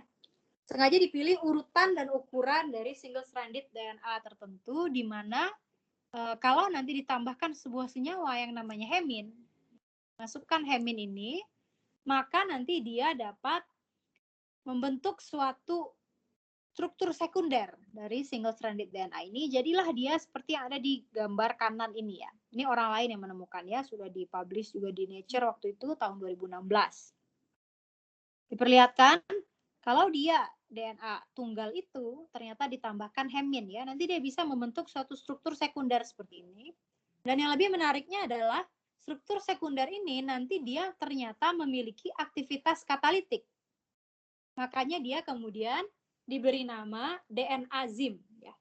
Diberi nama DNA ZIM di mana aktivitas katalitiknya itu mirip dengan peroksidase. Kalau kamu tahu peroksidase itu adalah enzim yang mengkatalisis perubahan H2O2 menjadi air dan oksigen biasanya ya. H2O2 itu jadi H2O plus O2. Ternyata kalau ssDNA tertentu, dia ada urutan tertentunya ya, nggak sembarangan aja. Tapi urutan tertentu dari ssDNA, kalau ditambahkan hemin seperti ini, nanti dia akan membentuk struktur sekunder yang ada di kanan ini ya. Kemudian dia mampu mengkatalisis perubahan H2O2 menjadi H2O dan O2, atau reaksi-reaksi lain yang melibatkan H2O2. Nah, itu dinamakan peroxidase-like DNA enzyme ya, DNA enzim yang mirip dengan peroksidase. Jadi sengaja dipilih single stranded-nya yang juga memiliki aktivitas katalitik, sehingga kan kurang lebih sekarang jadi nanoreaktor ya. Ukurannya nano, di dalamnya ada sesuatu yang dapat mengkatalisis reaksi. Nah, jadi sekarang kita baru coba DNA. Tapi tentunya kita juga bisa gunakan pendekatan untuk enzim ya. Kalau untuk enzim, kita bisa lakukan, kalau untuk enzim ya, apa yang kita bisa lakukan? Kita ingin masukkan sebuah enzim ke dalam cangkang virus ini. Sengaja di sini dipilih enzim yang kemudian dia dapat mengkatalisis reaksi bertahap atau reaksi cascade istilahnya ya, dengan si DNA enzim. Jadi saya katakan, kalau kamu lihat ke kiri bawah, DNA enzim itu dapat mengkatalisis reaksi-reaksi yang melibatkan H2O2 atau peroksida. H2O2 nanti bisa bereaksi dengan misalnya suatu senyawa berwarna ya, ABTS seperti itu. Nanti ABTS-nya dapat berubah menjadi ABTS radikal, teroksidasi ya. Teroksidasi, kemudian nanti dia menyerap cahaya, tampak dia akan berwarna hijau. Ya, hijau gitu ya. Lupa juga saya warnanya. Hijau apa kuning gitu. Kalau nggak salah hijau. Hijau-hijau. Nah, dia menyerap di panjang gelombang 410 nanometer. Jadi kita bisa amati nanti aktivitasnya di 410 nanometer ya, dengan absorbansi biasa. Gunakan spektrofotometri UV visible. Nah, kita sengaja pilih enzimnya, yaitu enzim yang kemudian dapat menghasilkan H2O2 agar kita bisa membuat suatu sistem cascade istilahnya. Sistem reaksi yang sambung menyambung. Ceritanya tuh kita ingin membuat tiruan sel ya. Kalau sel itu kan dia memiliki suatu batas ya, ada suatu seolah kontainer begitu, di dalamnya ada jalur-jalur metabolisme. Nah, ini yang primitifnya ya. Ada batasnya, terbuatnya tapi dari protein gitu ya. Kemudian dalamnya ada jalur metabolisme ya, tapi ini hanya sepotong saja ya, hanya 2 enzim. Tapi ini belum pernah juga waktu itu dilakukan oleh orang ya. Meskipun ini juga sangat primitif ya contohnya. Nah, digunakan yaitu satu enzim namanya GOX. Warnanya biru di sini ya. GOX ini adalah glukosa oksidase. Ini yang gambarnya biru begini. Jadi si glukosa oksidase ini kemudian dia ingin dimasukkan ya. Kami ingin memasukkan glukosa oksidase ini ke dalam cangkang virus ini. Nah, tentu saja kalau misalnya glukosa oksidase ini nanti bisa masuk, maka nanti glukosa oksidase ini akan dapat mengkatalisis oksidasi glukosa ya, sesuai dengan namanya, glukosa oksidase. Tugasnya adalah mengoksidasi glukosa. Dia dapat mengoksidasi glukosa, kemudian nanti akan terbentuk senyawa namanya asam glukonat. Ini bentuk teroksidasinya glukosa. Di sisi lain akan dihasilkan H2O ya, atau peroksida. Lalu peroksidanya dikatalisis lagi oleh reaksi yang kedua, oleh DNA enzim. Jadi ada 2 enzim ya, GOX dan DNA enzim. Jadi kurang lebih seperti reaksi metabolisme tapi yang paling simpelnya ya, hanya 2 enzim saja di sini. Nah, di sini setelah enzimnya itu bisa dimasukkan ke dalam cangkang virus, akhirnya kita bisa melihat aktivitas katalitik ya. Ini kurang lebih Michaelis-Mentennya ya. Kurva Michaelis-Mentennya ini. Dan dari kurva Michaelis-Menten ini kita bisa lihat bahwa aktivitasnya akan naik nanti saat konsentrasi glukosanya dinaikkan. Nah, sekarang ingin saya jelaskan bagaimana cara kita dapat memasukkan enzim ini ke dalam virus ya. Tadi kuncinya adalah kalau sesuatu itu bermuatan negatif, maka nanti dia akan dikenali oleh virus ini, oleh tadi apa namanya, lengan arginin ya, arginin arm yang bermuatan positif itu. Si muatan negatif ini akan dikenali oleh lengan yang bermuatan positif itu, lalu nanti dia akan menganggap ini kargo yang dapat dia terima, sehingga nanti dia tetap bisa membentuk partikel pada pH 7,5. Nah, sekarang kita ingin masukkan enzim ya. Nah, enzim itu kan luarnya belum tentu negatif. Yang biru ini ya. Yang biru ini Ya, yang ini ya, bagian bawah ini. Yang biru ini dia belum tentu bermuatan negatif. Saya coba gambar lagi ya, tapi contoh saja ya. Misalnya bentuknya kayak orbital P gitu ya. Yang biru ini adalah glukosa oksidase. Glukosa oksidase gitu ya.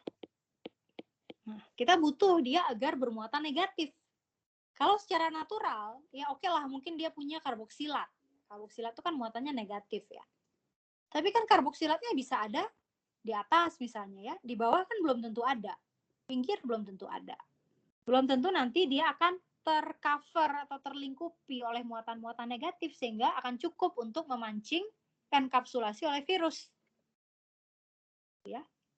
Nah, sehingga dia harus dimodifikasi nih, barulah kita singgung rekayasa ya. Si glukosa oksidase harus direkayasa sehingga muatan permukaannya menjadi negatif. Tentunya ada dua cara ya, mutagenesis atau kimia. Nah, kalau kita mutasi, nah agak berbahaya ya. Kalau kita mutasi aja luarnya ini, misalnya residu 100, residu 50, residu 300, dan seterusnya ya. Iya kalau dia nggak ngaruh untuk aktivitas katalitik. Oke lah, aman ya. Bagaimana kalau dia ternyata penting untuk pengikatan substrat misalnya. Atau untuk menjaga integritas struktur agar enzimnya tetap aktif. Nah, di sini mutasi menjadi beresiko ya.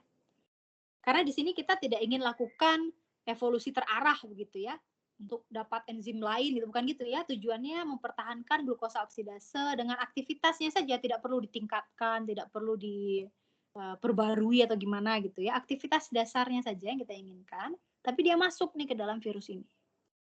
Kalau kita mutasi bagian luarnya, ya bisa saja dia nanti menjadi bermuatan negatif, tapi takutnya nanti berpengaruh pada aktivitas katalitiknya. Sehingga pendekatan yang dilakukan adalah, atau yang diambil adalah pendekatan kimia. Tadi kita sudah coba dengan ssDNA ya, single stranded DNA. Nah, ini sudah berhasil. Ya. Di mana ssDNA-nya juga saat ditambahkan hemin, jadilah dia namanya DNazim, DNazim begitu. Enzim berbasis DNA. Nah, kita ingin tandemkan ini glukosa oksidase ini dengan DNazim. Maka cara yang paling mudah adalah modifikasi DNA-nya. Ya, pasang aja di permukaan glukosa oksidase ini. Jadi kurang lebih seperti yang digambar ini ya. Kalau kamu lihat kan dia gitu tuh strukturnya. Glukosa oksidase ini modifikasi saja dengan enzim. Pilihlah residu yang kira-kira tersebar aja kira-kira di mana-mana gitu ya. Kita pilih waktu itu residunya lisin. Residu favorit kan K, lisin. Lisin ini punya ujung NH2 ya, atau NH3+ lah. Ujung amin begitu. Nah, ujung amin itu biasanya akan tersebar di seluruh permukaan protein.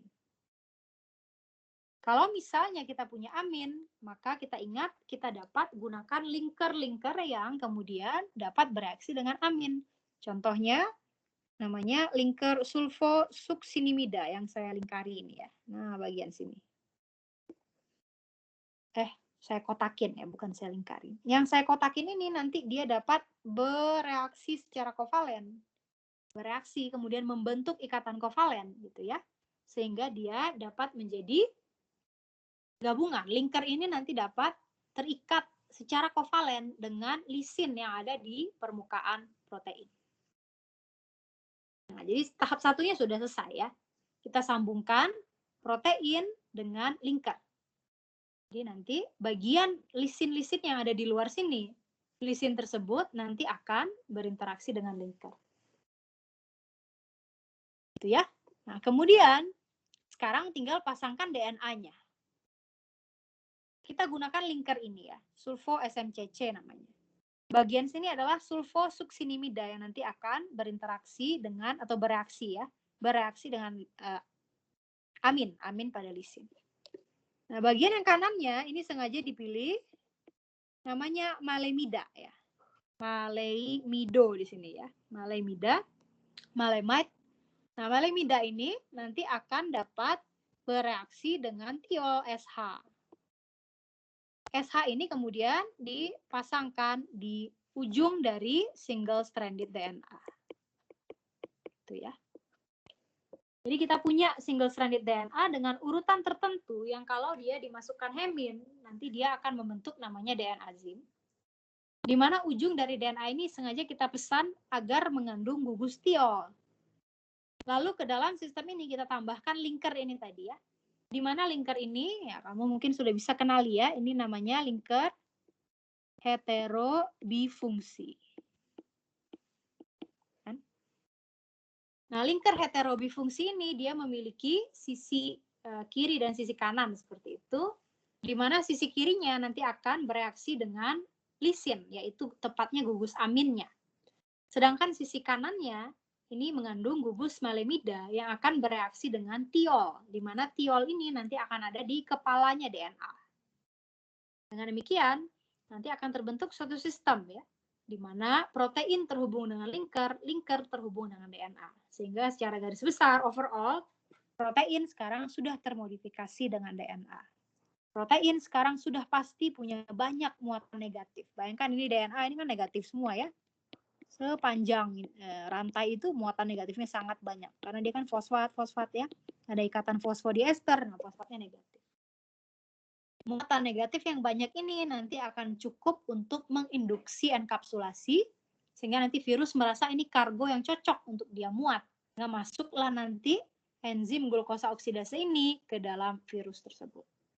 Inilah cara kita membuat nanoreaktor dari virus ya. Dimasukkan enzim yaitu glukosa oksidase tandem dengan DNA zim. Dan dia memang memiliki aktivitas katalitik. Karena kalau kita plotkan ya kurva Michaelis-Menten, kita akan peroleh nanti aktivitas katalitik yang cukup signifikan. Itu ya. Nah, berikutnya kita coba memasukkan di sini ya. Berikutnya kita coba memasukkan bagian bawah ini, saya zoom dulu ya. Saya zoom, ini mudah-mudahan kelihatan. Sekarang kita masukkan lebih dari satu enzim ya. Di sini tidak terlihat ya, tapi kita masukkan juga enzim yang lain yang warna hijau, yaitu yang kecil ini. Di mana enzim yang warna hijau ini adalah enzim yang lain yang juga dapat mengkatalisis reaksi cascade dengan glukosa oksidase. Nah, pendekatannya di sini adalah yang warna biru yaitu glukosa oksidase. Ini dimodifikasi dengan DNA zim, single stranded DNA yang bersesuaian dengan DNA zim ya. Nah, di sisi lain, enzim yang kedua itu disingkat dengan nama GCK seperti itu. GCK ini dimodifikasi dengan rantai single stranded DNA juga, tapi rantai single stranded DNA yang kedua ini dia dapat berhibridisasi dengan single stranded DNA yang nempel ke GOX. Dapat berhibridisasi. Artinya dia rantai yang komplement ya. Misalkan ini urutannya A, T, A, A, A gitu ya. Maka ini urutannya adalah T, A, T, T, T kayak gitu ya. Nah ini G, G, G, G, G, ini nanti C, C, C, C, C, dan seterusnya. Jadi nanti mereka berdua dapat berhibridisasi. Tapi di luarnya juga tetap ada ya. Tetap ada muatan-muatan negatif dari rantai DNA yang lain.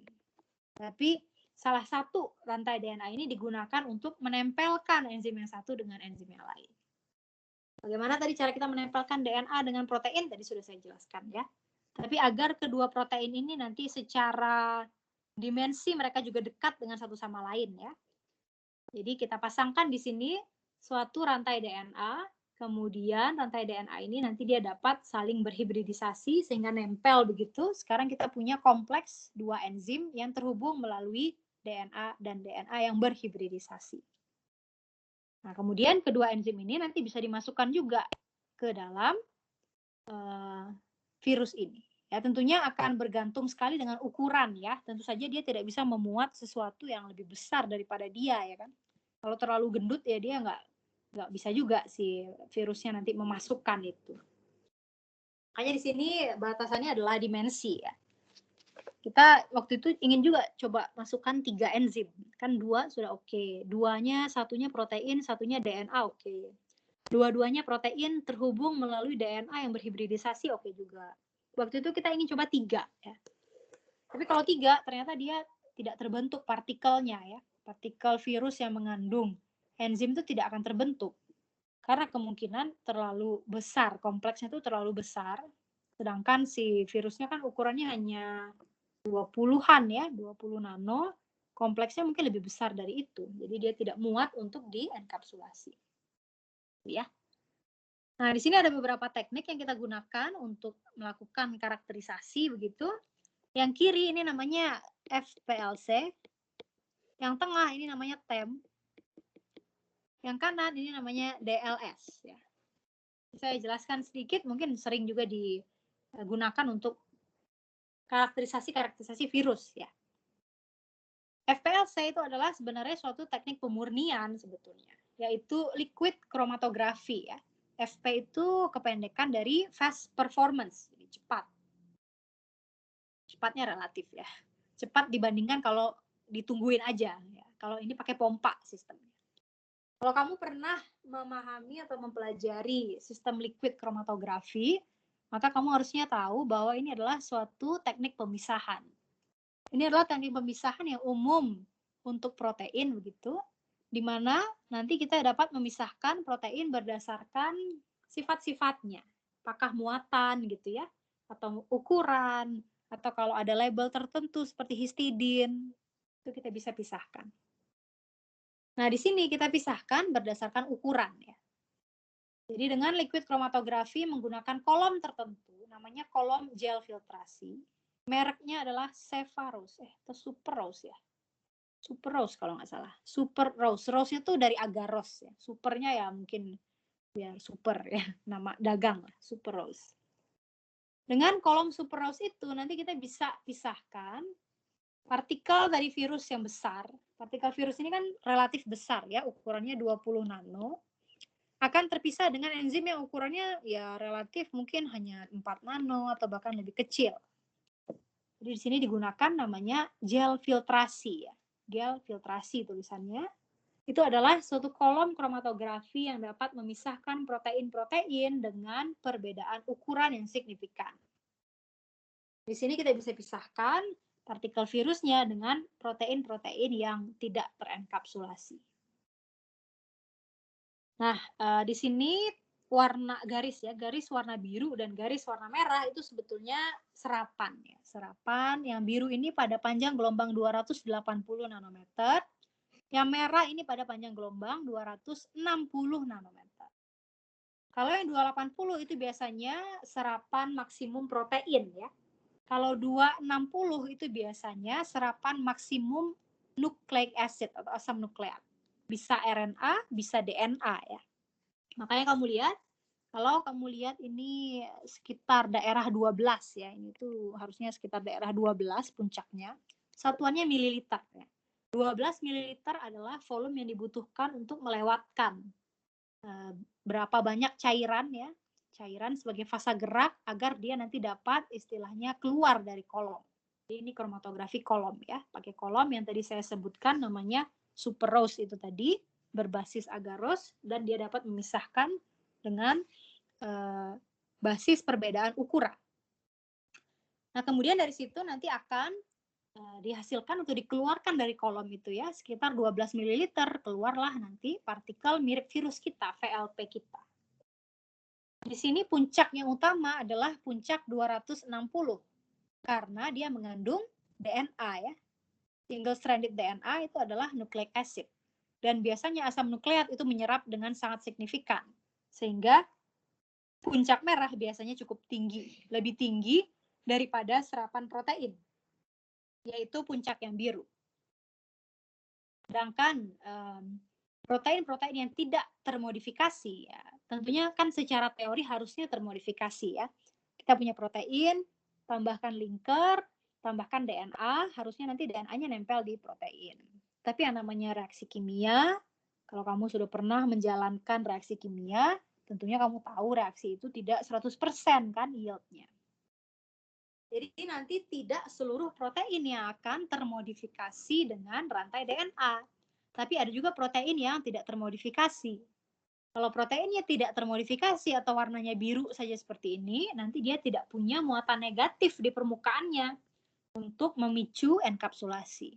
Maka nanti dia akan keluar saja di kolom pada posisi yang lebih belakangan karena dia lebih kecil ya.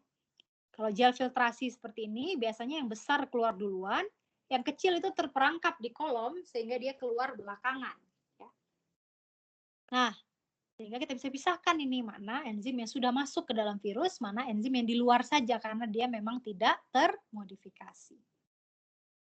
Lalu ternyata kita bisa juga masukkan lebih dari satu enzim seperti yang saya ceritakan tadi ya, dengan teknologi hibridisasi sederhana begini saja, pasangan komplement aja, pasangan komplement DNA biasa, kita bisa masukkan 2 enzim. Tapi kalau kamu lihat puncaknya itu, kalau yang tadinya cukup tinggi ini ya, cukup tinggi, mungkin ini sinyalnya sekitar 800 ya.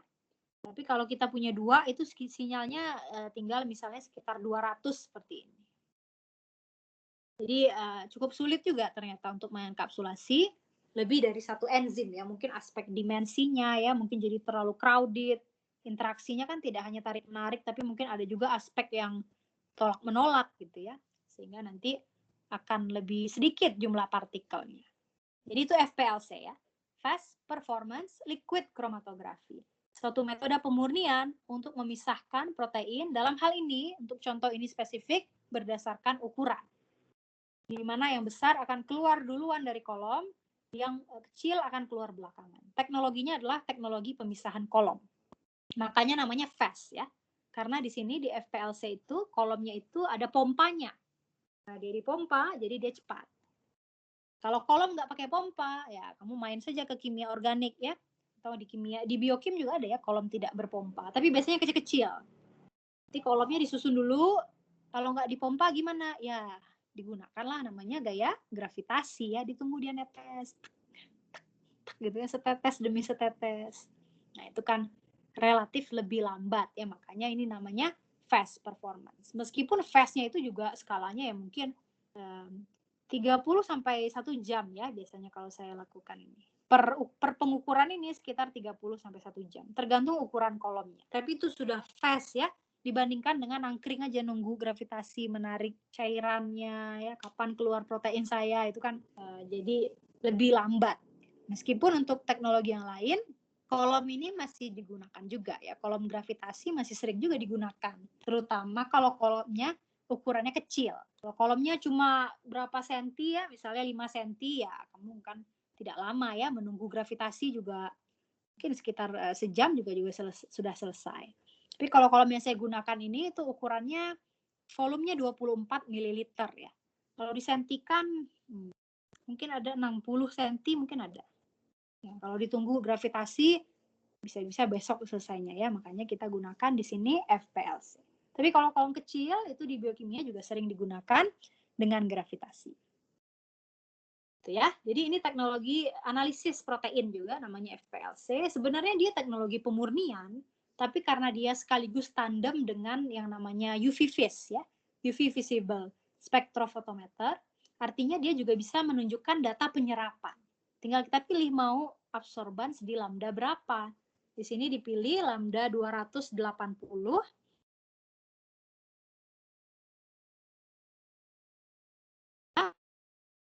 dan juga protein. Nah, yang kedua namanya adalah TEM ya. TEM ini kependekan dari Transmission Electron Microscopy. Mikroskopi elektron transmisi ya, TEM. Jadi sebenarnya dia tuh mikroskop. Nah, kamu kan sudah kenal mikroskop ya, terutama mikroskop optik.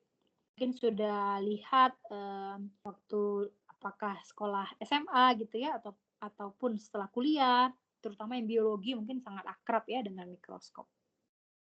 Kalau mikroskop cahaya biasanya resolusinya dalam tanda kutip rendah ya. Palingan kamu bisa lihat skala mikro, mungkin masih bisa lihat dengan cukup baik. Kalau skala nano seperti partikel ini ya itu tidak akan dapat terlihat dengan baik di mikroskop optik, mikroskop cahaya. Sehingga harus digunakan mikroskop yang lebih advance, yaitu mikroskop elektron namanya. Mikroskop elektron ini prinsip kerjanya adalah yang ditembakkan itu bukan sinar cahaya tampak, tapi yang ditembakkan adalah elektron. Makanya namanya elektron mikroskopi. Dengan adanya penembakan elektron tadi, elektron akan berinteraksi dengan partikel-partikel yang ada pada suatu permukaan tempat kita menganalisis itu tadi. Sehingga akibat interaksi tersebut nanti kita dapat istilahnya memvisualisasikan ya. Memvisualisasikan partikel tersebut. Jadi kalau kamu lihat gambar FGH ini berkorespondensi dengan gambar BCD gitu ya. FGH ini adalah foto virusnya ya. Kalau virusnya difoto ya, kalau kamu difoto dengan kamera, kalau virus difoto dengan TEM seperti ini. Yang bulat-bulat ini ya. Nah, ini adalah virus CCMV itu, tapi di dalamnya bukan materi genetiknya, tapi diganti dengan enzim. Ini yang satu enzim, yang F, yang G ini juga satu enzim, tapi enzim yang lain. Yang H ini yang gabungan dua enzim. Nah, TEM ini kita ada ya di kampus itu di PPNN, di CAS, Center of Advanced Science, yang lokasinya dekat dengan kimia ya, yang ada di belakangnya perpustakaan. Itu TEM ini ada. Analisisnya juga sekarang pun masih berjalan ya, meskipun lagi pandemi, tapi analisisnya tetap berjalan. Kalau kamu pernah masuk ke ruangan TEM itu ya, biasanya yang mengerjakan itu tidak kamu ya, ada teknisinya, ada orang yang memang ahli di bidang TEM. Saya pun juga sampai sekarang saya sudah cukup lama juga menggunakan instrumen TEM ini ya, tapi nggak pernah sekalipun saya ngukur ya, karena saya tidak punya kemampuan juga untuk melakukan karakterisasi TEM begini. Kalau kamu masuk ke dalam ruangannya, itu bentuknya tuh kayak seperti di dalam kapal spaceship gitu. Spaceship itu ya, kapal terbang. Tapi yang untuk keluar angkasa gitulah. Jadi banyak tombol-tombolnya, ada seperti pipa-pipa yang menuju tempat sampelnya dan seterusnya ya. Tombolnya itu sangat banyak yang harus dipencet ya. Saya pun juga nggak tahu ini mana untuk resolusi, fokus dan seterusnya gitu ya. Biasanya virusnya VLP-nya ya, bukan virus tapi VLP. VLP-nya kita letakkan di sebuah alas permukaan ya, yang terbuat dari namanya koper atau tembaga ya. Jadi tembaga itu biasanya dialas dulu dengan karbon, lalu diletakkan nanti partikel kita di sana. Letakannya gimana ya? Ditetesin aja. Diambil dengan pipet kan, cairan yang mengandung ini VLP, lalu diteteskan di situ. Biasanya nanti diberikan suatu senyawa yang sifatnya untuk mewarna ya, staining. Staining biasanya berbasis uranium ya, logam-logam berat begitu. Uranil asetat biasanya. Nanti uranil asetat itu kemudian dapat memberikan efek ini warna-warna hitam begini ya kepada suatu partikel yang ada karbonnya, sehingga nanti saat kita foto dengan mikroskop elektron dia akan terlihat warna hitam seperti ini. Dan karena bentuknya bulat ya, jadi kita akan lihat bentuknya bulat seperti ini, kurang lebih warnanya hitam abu-abu gitu. Jadi kita bisa betul-betul memvisualisasikan bentuk dari virus ini. Kalau yang kanan ya, terakhir, waktunya sudah habis ya, sedikit lagi.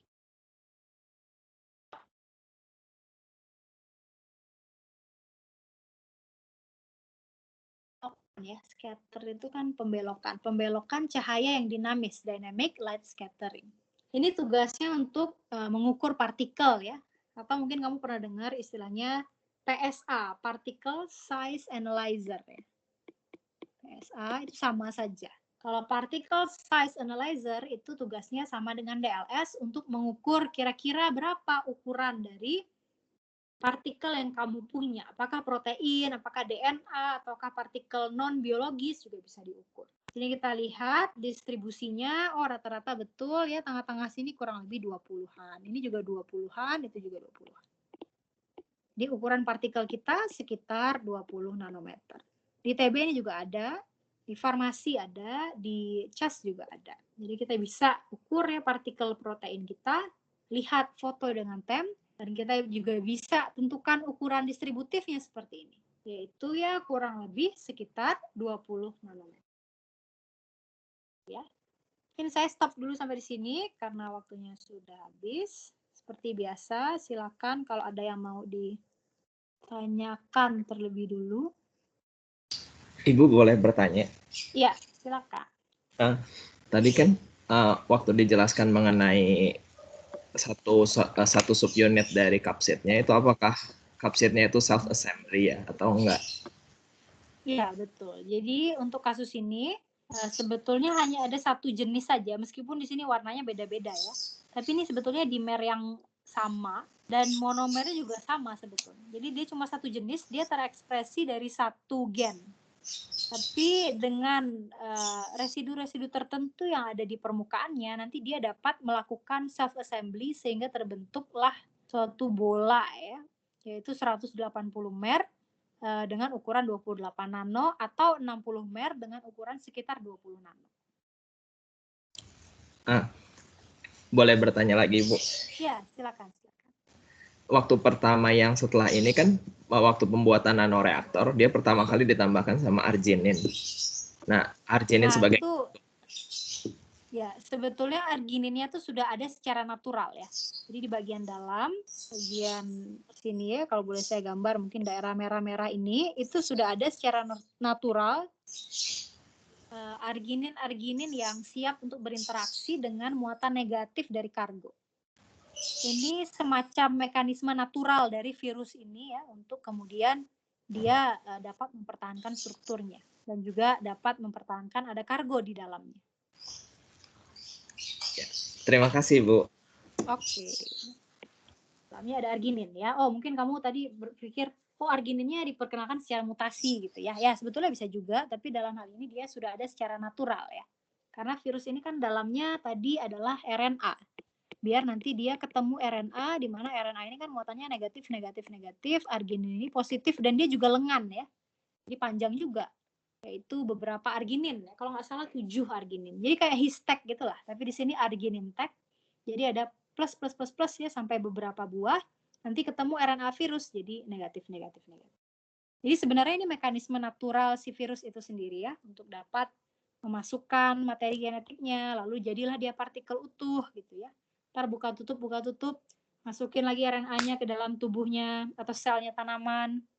Lalu nanti dibentuk lagi RNA baru, nutup lagi jadi virus yang mature ya, virus yang dewasa, dan seterusnya. Cuma di sini kita manfaatkan teknologi natural dari virus itu untuk mengisi bagian dalam virus itu dengan sesuatu yang bukan materi genetiknya. Tapi dalam hal ini enzim ya, untuk pendekatan nanoreaktor ini. Oke, silakan ada lagi yang mau ditanyakan? Saya save dulu ini. Hari Jumat akan saya upload ya, semuanya termasuk yang saya jelaskan dalam 2 minggu terakhir nih ya. Meskipun gambarnya hilang ya, mungkin karena aplikasinya tidak kompatibel gitu ya. Tapi mudah-mudahan papernya saya berikan, jadi kamu bisa koneksikan dari paper yang ada. Baik, silakan kalau ada lagi. Waktunya sudah habis ya. Saya hentikan dulu presentasinya. Kalau ada yang kemudian teringat gitu ya, yang mau ditanyakan seperti biasa.